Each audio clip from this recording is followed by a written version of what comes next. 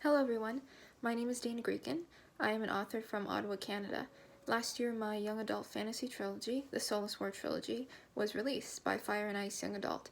You can find the paperback version of all three books, they're all out now, off of Amazon, and you can find the ebook versions off of Kobo, iBooks, and more.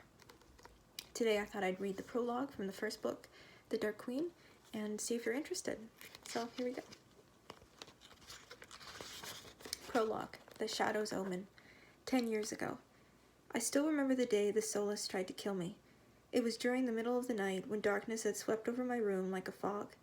The trees clanged against the window, trying to claw their way in, and I cowered under the blankets for protection. The whispering wind quieted for a moment, and that's when I heard it.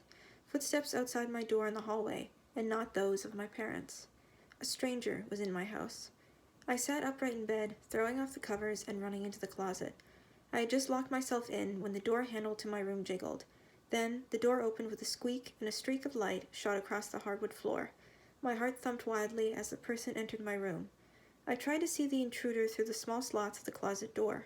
It was a man, as tall and as strong as my father, wearing a long, dark cloak. I swore his eye color was the same as the darkness outside, but I assumed I was just imagining things.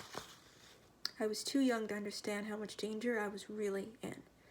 "I know you're in here, Riley Stark," the man said. "Come out wherever you are." I held my breath as the man inspected my room, looking under the bed and behind my curtains. As soon as his back was turned and he was far enough away, I bolted out of the closet and headed straight for the door. I didn't scream or cry, and I didn't call for my parents. My only concern was getting out alive. He noticed me as I sprinted past him, and out of the corner of my eye I saw something I still couldn't believe to this day. The man's entire body faded into a shadow, like the sun eclipsing the moon. There was nothing left of him besides a black mist. "You're not getting away that easily," his disembodied voice hissed. "The heir to the Stark legacy must be stopped." I had managed to make it down the staircase when he, or a part of him, finally caught up to me. Like a tidal wave, the shadow swept over me, pulling me back. I thrashed and kicked, but it was too strong. It was suffocating me more as the seconds ticked by, and I couldn't scream for help. And then, everything stopped. The shadow released me, and I crawled away. The shadow dissipated, transforming back into the man I saw before, and he slumped to the ground.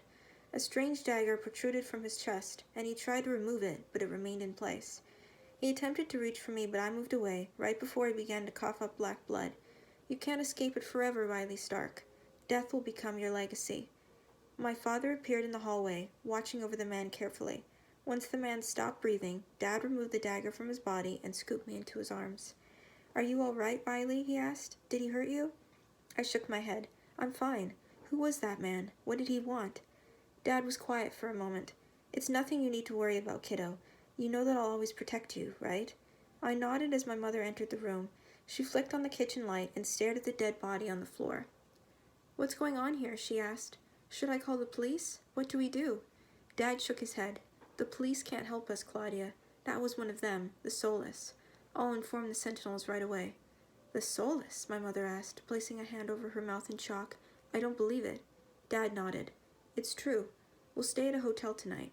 I don't feel comfortable keeping you two here." That was the first time I saw a dead body, but it wouldn't be my last. I never forget the stench of blood and the unsettling feeling I had watching someone's life slip away.